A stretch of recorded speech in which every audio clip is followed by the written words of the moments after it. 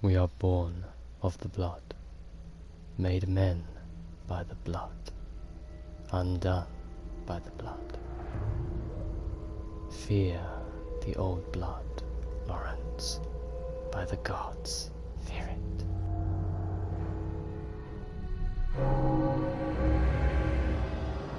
The hammer on the anvil smote, there forged was blade and bound was hilt. No harp is rung, no hammer falls, the darkness dwells in Durin's souls. The shadow lies upon his tomb, Memoria in casa tum. There lies his crown in water deep, till Durin wakes again from sleep.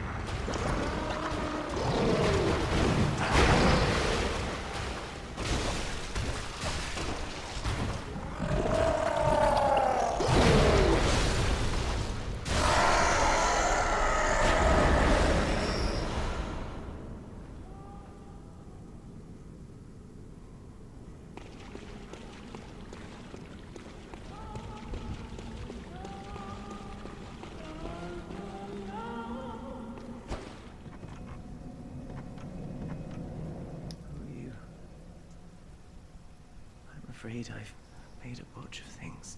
Clearly. Oh, I can hear the bell now. The beast-eyed assassin. He's after me. Again. And again. It never ends.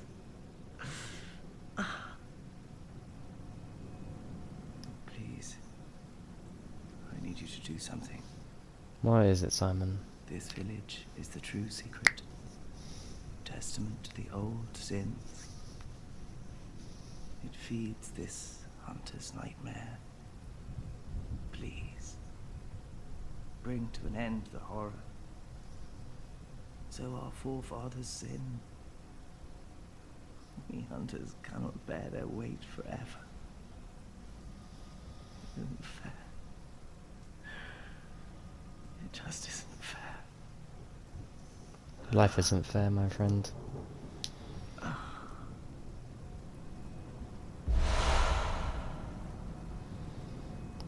Thank you for the bow blade, mate. An underground cell and a chamber key. I'm guessing it's for that guy down in the basement of the prison.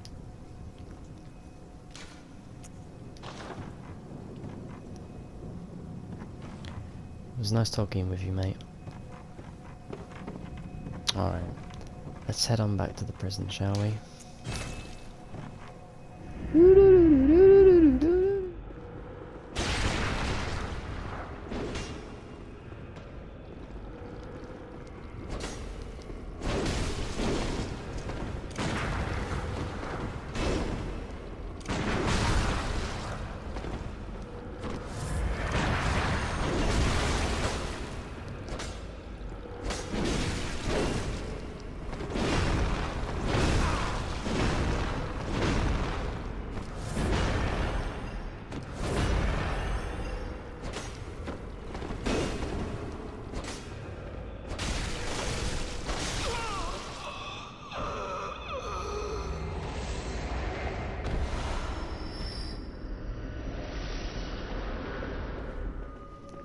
Oi! Do you want to talk about what all that was about, eh? Here. Welcome to my quarters. I've never entertained a guest before. Are you going to kill me? After all you've done, kill me. As if to right your wrongs.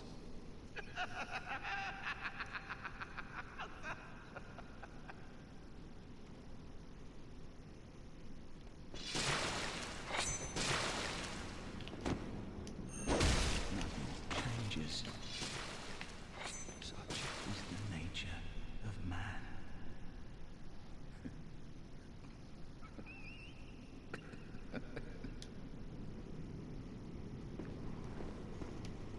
I'll take that weapon of yours. Thank you. I'm guessing it's a dirty toilet brush by the looks of it.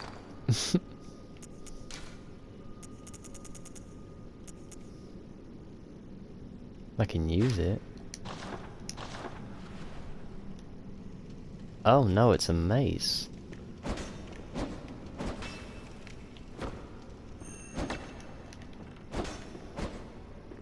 Huh.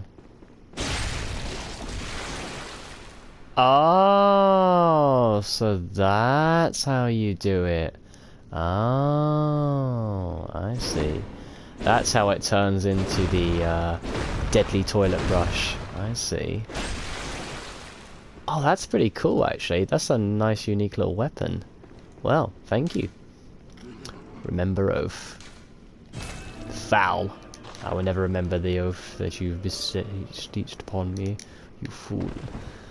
Now, I must get out of here, because I have a certain cleric I need to go talk to, the Raikuyu. Now this is a weapon I picked up earlier, whilst facing those, fish monsters.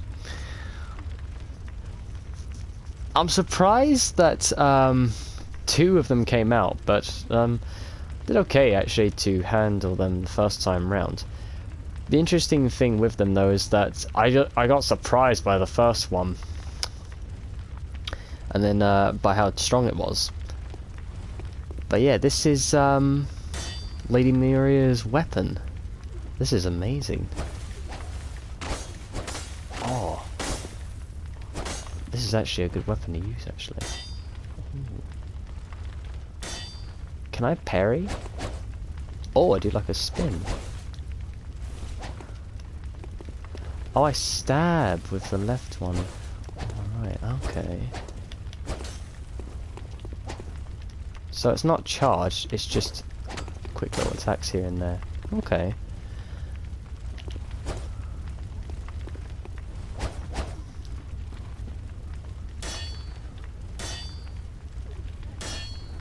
What if I do my jump attack? Can I not do my jump attack? Oh yeah, I can sort of charge with this. That's okay. I feel like if this was a blood tinge weapon, you could be able to do the same thing that Lady Maria could do, basically.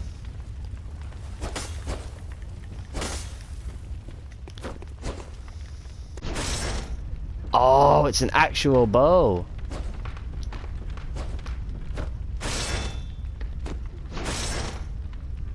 Can I use it for shooting? Oh, you can. Oh, okay. Oh, okay. That's a good way to like switch from melee to shoot. Oh, you can go straight into it when you press L1. That's interesting. Nice little spin. Hmm. Cool little sword. Okay.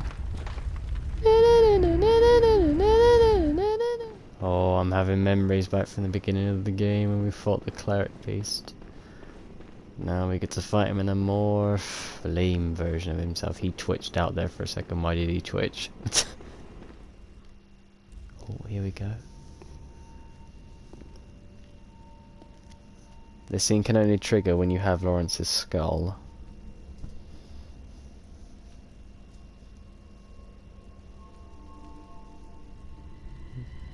This is the first hunter.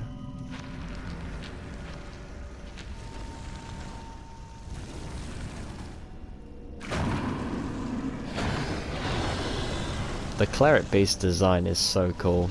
Even better with the flames coming out of him.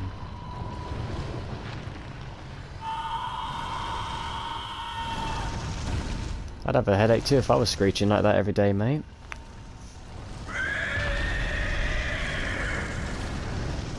God, that is such a unique squeal.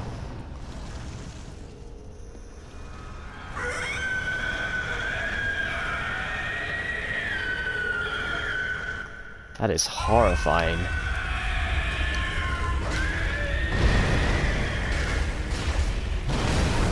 Whoa, okay.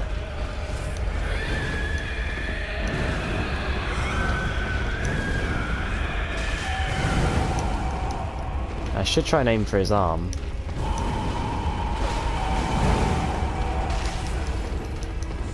Had a bit of an opening there, but my health is a bit low, so I want to keep it as normal as possible.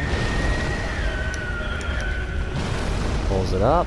I can hit it from here. Or not.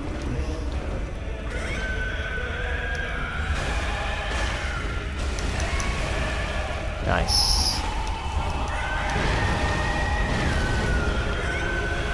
People will say, yeah, it's just a reskin of the cleric beast, but to be honest, I like it. That was a bit of an issue with Elden Ring as well. Like, they reused bosses an awful lot. I mean, at least in Sekiro, they had some variation. I'm dead. They had some variation on the bosses. And yeah, they did have to reuse some because of, you know, not everyone is creative where you can, like, have every single, like, area have a new enemy, basically. I mean, they did that as best they could with Sekiro. Bloodborne it's a smaller map, so it's understandable that they couldn't do too much with it. And with Elden Ring, that's no excuse really, because it's a huge open exploratory world basically, so you'd expect something new and exciting. I'm not shitting on FromSoft, I'm just saying that, you know, obviously not every game is perfect, but when I first played Elden Ring, I could easily say that that is probably my favourite. No, probably my second favourite FromSoft game. Sekiro still has a place in my heart as one of the best FromSoft games, basically, in anyone's mind. It's just, I just love the combat style in Sekiro. There's just something beautiful about it. I might go to see how I hold up.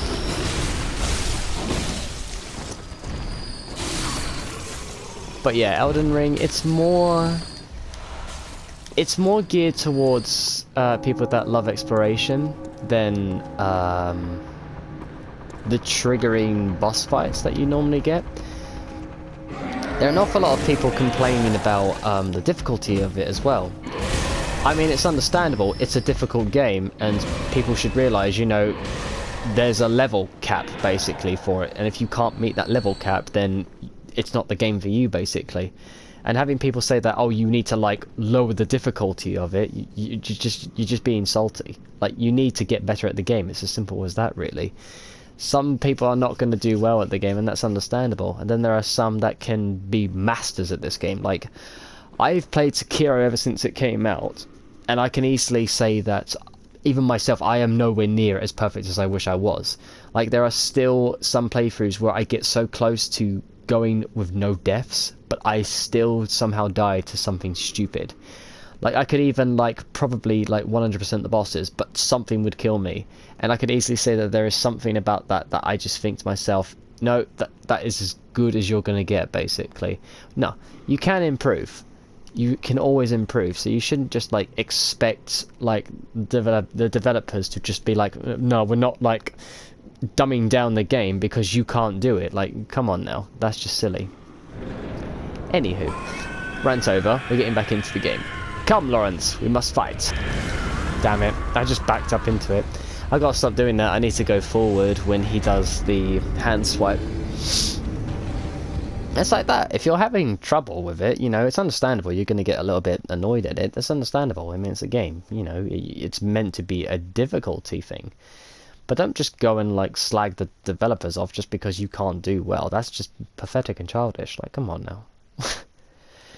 That's why we love this game. That's why we love Bloodborne and other Souls games like that. It's because it's so irritatingly difficult.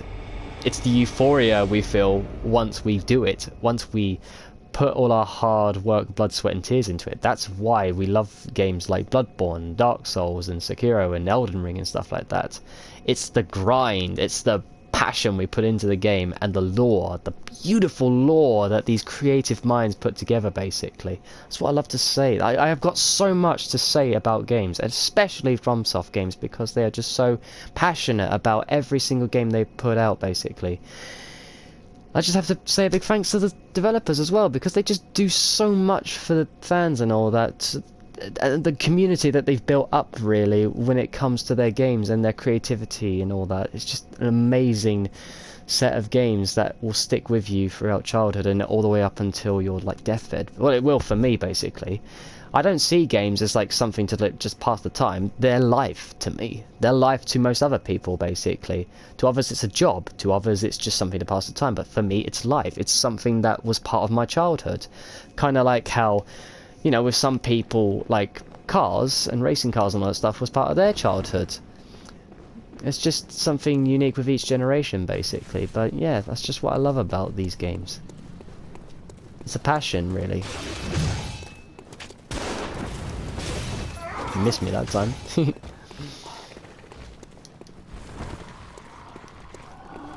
Like, the reason why I came back into gaming is because I knew I was missing something from my life, basically. There are some people that stay away from gaming because they know how time-consuming it can be, which is understandable. But for me, it was a part of my life that I just needed to come back to, because most of my joy came from gaming. Some of my hard moments in life needed to be like checked at and looked at in a certain light, basically. Let me grab this. Excuse me. I can't get away. He still hit me, god damn it. Can you get out the doorway, please? I didn't mean onto my head. He killed me. Fucking hell, this isn't even the boss. See, it's stuff like that that really should get you, like, your blood flowing. That gets your blood flowing ready for the boss ahead, basically. But that's what I love about this game. You know? I just love everything about gaming, really, because it's a part of my childhood. It's part of my life, basically. It makes me laugh how, it's not always with guys, but with most gamers, and usually with guys, because it is on the majority the same thing.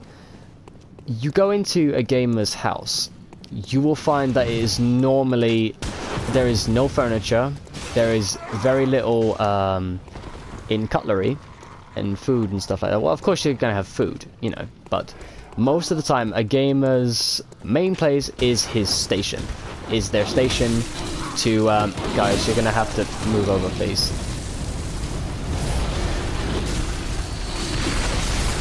So it's a station, and he basically treats it like it's like a religion, basically, in a certain sense.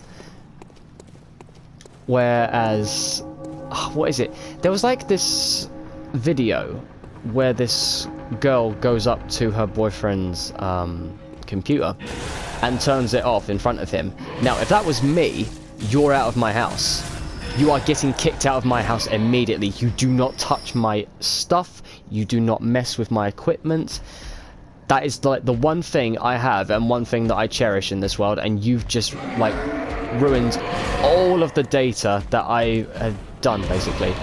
That's the one thing I love about modern gaming, is the fact that it saves at every single moment, because you know the pain of getting those memory cards from PS1. And if you lost them, your entire progress on a PS1 game was lost. Like, that is soul crushing. To a gamer, that is soul crushing.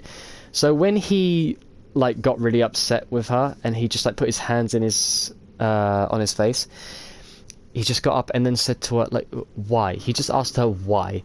And then she's like, you don't spend any time with me. And then he's thinking to himself, but this is all I have. This is all I have. And I think to myself, dude, why are you giving your life to someone who doesn't appreciate the things that you enjoy? And it just really bums me out that she's just so nonchalant about it when all he has is just the game, basically. I don't understand why people look at gaming like it's a bad thing. I can understand that, you know, it might take you away from friends and family, but then again, you can meet your friends and family on the game. You can get them involved. You can get them talking to people all around the world and stuff like that. Gaming is an art. It's something beautiful. Like, look at this architecture. Look at this architecture right here of this Amidala holding the spear. You might think, oh, it's just a design thing in the game. Someone had to animate that. Somebody had to draw that. And somebody put that in a game so we can look at it and admire. Yes, it's part of the background. Most people don't notice small things like that. But look at the writing. Look at the writing on the small little instances here and there. Yes, you might not be able to read it. Yes, it might not come out as well in graphics because this is like, what, a 6 or 7 year old game. It's understandable. But this game has stood the test of time. It is held throughout the test of time. And it's small details like this is why I love gaming, because it is just the dedication and the love that people put into something like this. Gaming is a work of art. If you don't think gaming is a work of art, then by God, you don't know what art is, my friend. To be honest, art is a depiction of something that you have an opinion on. If you have a good or a bad opinion on something, then it is art. Simple as, really. Anyway, rant over again. We're gonna go back into the glow boost. Come on, Lawrence. Let's do this. Oh, it does a full 360. No! Oh my God. Oh yeah, there's that.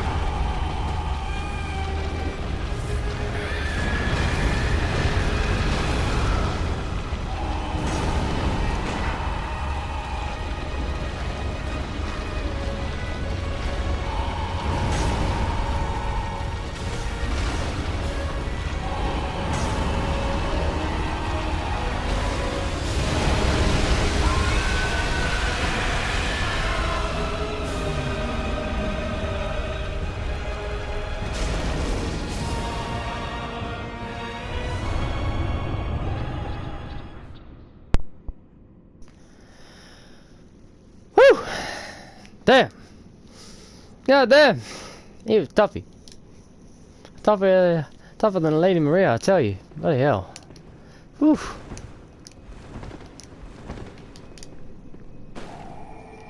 I noticed I could run in when he does that big old slap down. I can hit him in the head.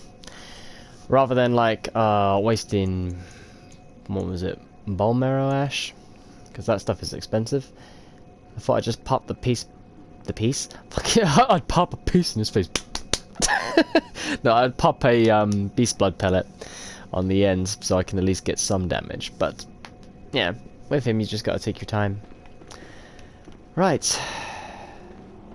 Oh, this whole thing's covered. Well, with that, I guess all that's left is to deal with Cos. Cos. I'm surprised I only have 42,000. Better go back and do a little bit of farming and then do one more upgrade before we head off and face Cos. Let's head off, shall we?